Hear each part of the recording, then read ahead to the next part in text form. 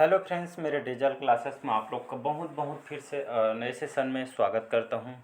तो हम कंप्यूटर के मोस्ट इम्पोर्टेंट आपके एमसीक्यू यहाँ पे कर रहे थे। जो आपका कोई भी एग्जाम, चाहे आप छात्रावास की तैयारी करें, चाहे पटवारी, शिक्षक भर्ती, कंप्यूटर से जितने भी आपको सिलेबस में दिया रहेगा तो यहाँ से आपको कवर कर सकते हैं। और जितने भी क्वेश्चन लिए हैं सारे क्वेश्चन आपके लूसेंट से क्वेश्चन को तैयार किया गया है। सारे क्वेश्चन इंपॉर्टेंट है।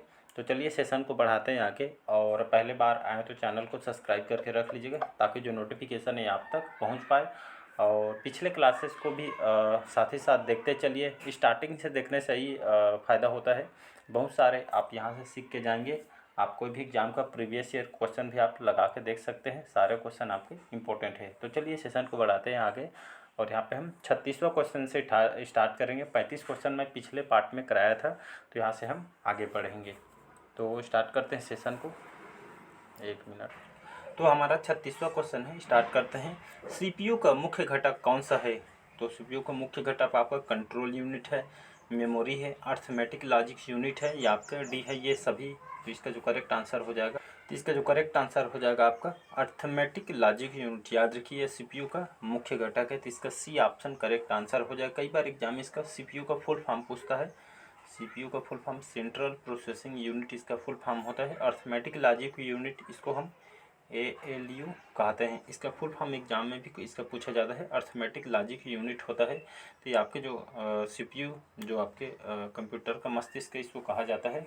तो ये आपके एलयू अर्थमेटिक जो यूनिट है आपके सीपीयू का, इसका मतलब मेन मुख्य घटक है। तो इसको याद रखिए। आपका जो अर्थमेटिक लॉजिक यूनिट का काम क्या होता है, ये आपके जितने भी अंक गणित वगैरह, तर्क वगैरह, ये जिसका इसका संचालन इसी के माध्यम से होता है। तो इसको याद रखिएगा। तो इसका सी ऑप्शन याद रखिएगा। अगला क्वेश्चन देखते हैं। कंप्यूटर की क्षमता निम्न है, उच्च है, सीमित है या आपके असीमित है? तो कंप्यूटर की जो कार्य करने की जो क्षमता आपका सीमित है, मतलब नॉर्मल है। तो इसको सी ऑप्शन याद रखिएगा, तो आपके सीमित में करेक्ट आंसर हो जाएगा। अगला क्वेश्चन देखते हैं। कंप्यूटर को किस प्रकार के बुद्धि की संज्ञा दी गई है? तो मानव, कृत्रिम, शुद्ध या आपके अन्य? तो इसका जो करेक्ट आंसर हो जाएगा ये आपका बी ऑप्शन, आपका 38 का बी ऑप्शन करेक्ट आंसर हो जाएगा। तो कंप्यूटर आपके कृत्रिम प्रकार के बुद्धि की संज्ञा इनको दी गई है, तो इसको याद रखिएगा। अगला क्वेश्चन देखते हैं।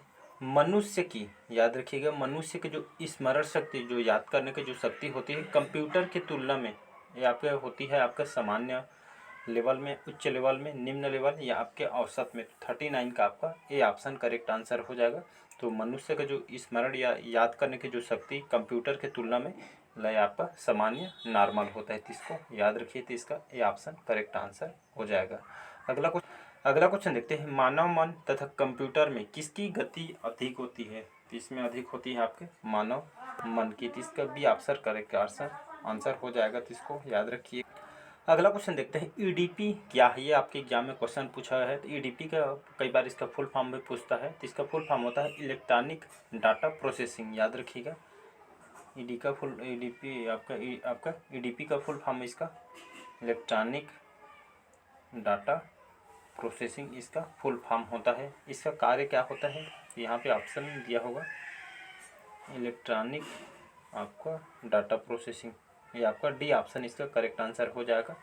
इसका काम क्या होता है ईडीपी का? ये आपका जो जटिल जो शब्द होते हैं जिसको हम नहीं समझ सकते, जो प्रोसेसिंग जो होता है, मतलब ऐसी जानकारी देता है जो हम नहीं समझते, उसको सरल भाषा में आपका डाटा को मतलब दोहरा के आपको बताता है। तो इसे उपयोग हम ईडीपी के रूप में करते हैं। अगला क्वेश्चन देखते हैं। कंप्यूटर में सूचना किसे कहा जाता है? डेटा को, संख्याओं को, एकत्रित डाटा को या आपका डी है, ये सभी। 30 का 42 का सी ऑप्शन करेक्ट आंसर हो जाएगा। तो कंप्यूटर में सूचना हम किसे कहेंगे? जो एकत्रित जो डाटा जो रहता है, मतलब कंप्यूटर की जो सूचना जो एकत्रित हुए रहता है, एक जगह रहता है, वही उसको हम एकत्रित डेटा को हम सूचना कहते हैं। तो इसका सी ऑप्शन करेक्ट आंसर हो जाएगा। अगला क्वेश्चन देखते हैं। कंप्यूटर में डेटा किसे कहा जाता है? चिन्ह को, जो कंप्यूटर में हम देखते हैं उस चिन्ह को, या संख्या को, या दी गई सूचनाओं को, या चिन्ह और संख्यात्मक सूचना को। तो कंप्यूटर में डेटा को हम कैसे पहचानेंगे? तो आपका चिन्ह होता है और संख्यात्मक सूचना को हम यहाँ पे कंप्यूटर के डेटा के रूप में इसको हम जानते हैं। अगला क्वेश्चन देखते हैं। नेक्स्ट क्वेश्चन देखते हैं। इनपुट का आउटपुट में रूपांतरण किसके द्वारा किया जाता है? तो आपके मेमोरी के माध्यम से, स्टोरेज के माध्यम से, सीपीयू के माध्यम से, या इनपुट आउटपुट यूनिट के माध्यम से।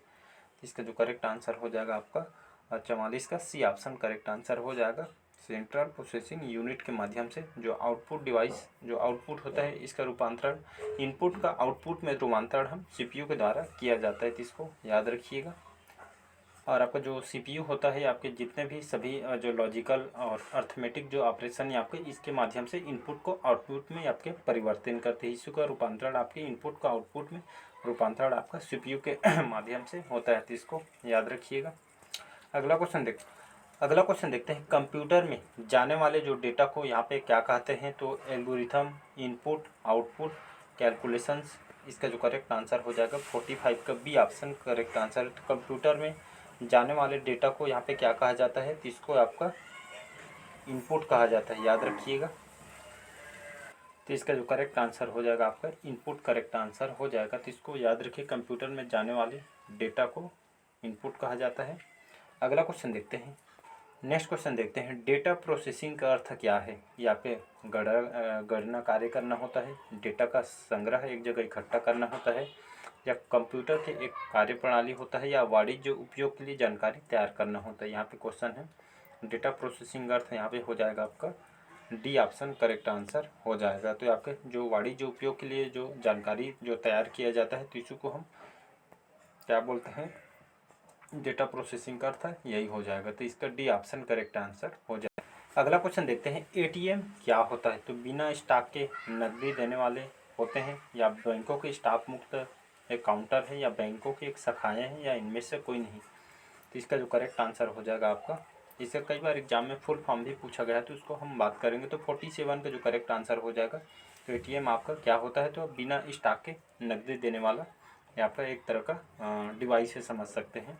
एटीएम जानते हैं, इसका काम तो सभी जानते हो। एटीएम का कई बार एग्जाम में फुल फॉर्म पूछा है, तो इसका फुल फॉर्म होता है ऑटोमेटेड टेलर मशीन होता है, याद रखिएगा। तो इसको मैं लिख देता हूँ, ऑटोमेटेड, ये आपका ए है ऑटोमेटेड टेलर, ये आपका मशीन। कई बार एग्जाम में इसका फुल फॉर्म पूछा जाता है, ऑटोमेटेड टेलर मशीन इसका फुल फॉर्म होता है। बाकी इसका काम तो आप सभी जानते हैं, इसका अभी यूज करते हैं आप। अगला क्वेश्चन देखते हैं। कंप्यूटर प्रोसेस द्वारा इंफॉर्मेशन में परिवर्तन किए जाते हैं, इनपुट, डेटा, नंबर, या सभी कथन आपका सत्य है।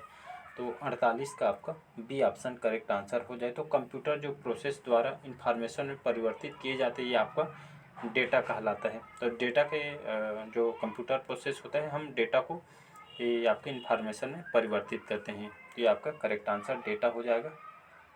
अगला क्वेश्चन देखते हैं। यहाँ पे एक इलेक्ट्रॉनिक डिवाइस जो डेटा को इंफॉर्मेशन में कन्वर्ट करते हुए प्रोसेस करता है, ये आपका क्या कहलाता है? कंप्यूटर, केस, प्रोसेसर, या डी है इनमें से कोई नहीं। तो ये आपका क्या कहलाता है? तो ये इसका प्रोसेसर कहलाता है। तो एक इलेक्ट्रॉनिक जो डिवाइस डेटा को, जो आपका जो डेटा होता है इंफॉर्मेशन में कन्वर्ट करते हुए प्रोसेस करता है, आपका प्रोसेसर। तो इसका सी ऑप्शन करेक्ट आंसर हो जाएगा। अगला क्वेश्चन देखते हैं। प्रथम गणना यंत्र कौन सा है? तो इसमें आपका प्रथम गणना यंत्र आपका कैलकुलेटर है, या आपका डिफरेंस इंजन है, या अबैकस है, या डी है आपका घड़ी है। घड़ी है वो आपका। इसका जो करेक्ट आंसर हो जाएगा 50 का सी ऑप्शन करेक्ट आंसर हो जाएगा। तो कंफ्यूज नहीं है, प्रथम गणना यंत्र अबैकस है, इसको याद रखिए। अबैकस सबसे पहले गणना करने वाला उपकरण, इसको अबैकस को तैयार किया गया था। तो इसको याद रखिएगा। और इसको खास करके अंकगणित के लिए, मतलब गणना करने के लिए इसको खास करके इस डिवाइस को तैयार किया गया था।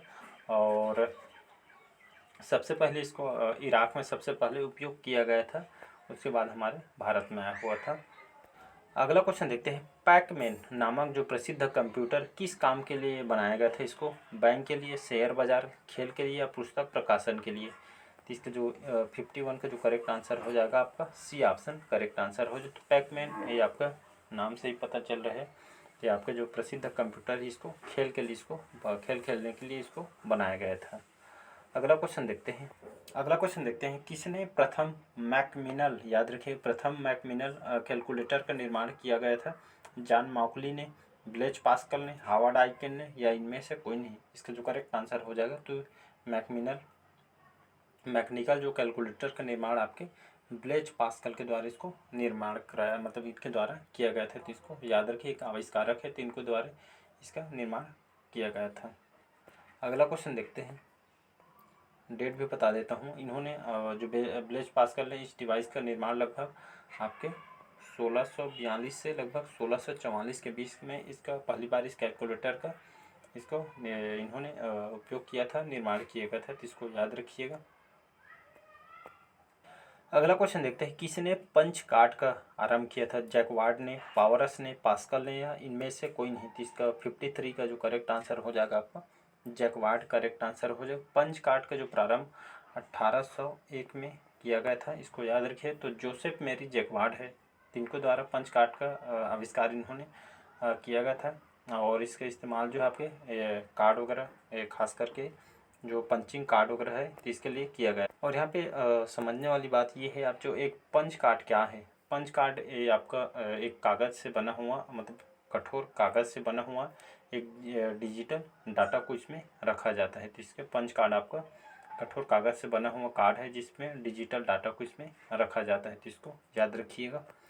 अगला क्वेश्चन देखते हैं यहाँ पे, कंप्यूटर के बुनियादी संरचना का विकास किया था? जॉन मॉकली ने, जैकवार्ड ने, चार्ल्स बेबेज ने, या आपके ब्लेज पास्कल ने। इसका जो करेक्ट आंसर हो जाएगा चार्ल्स बेबेज, ये आपका करेक्ट आंसर हो जाएगा। तो इन्होंने कंप्यूटर के जनक, उनके पिता, इनको बुनियादी संरचना का विकास इन्होंने किया था। तो इसको याद रखिए, इनके पिता के रूप में जाना जाता है। अगला क्वेश्चन देखते हैं, बाकी इनके बारे में तो पता ही। अगला क्वेश्चन देखते हैं, इनमें से कौन सबसे बड़ा, सबसे तेज और सबसे महंगा computer? Super computer, laptop, personal computer, या आपका नोटबुक? तो इसका जो करेक्ट आंसर हो जाएगा सुपर कंप्यूटर। याद रखिएगा, ये आपका सबसे बड़ा, सबसे तेज और सबसे महंगा कंप्यूटर है। तो इसको याद रखिएगा। और कौन से सन में इसको लाया गया था? ये आपके अमेरिका के एक वैज्ञानिक थे, इन्होंने इसको निर्माण किया गया था सबसे पहले 1975 में। तो इसको याद रखिएगा। तो चलिए आज के सेशन यहीं तक रखते हैं।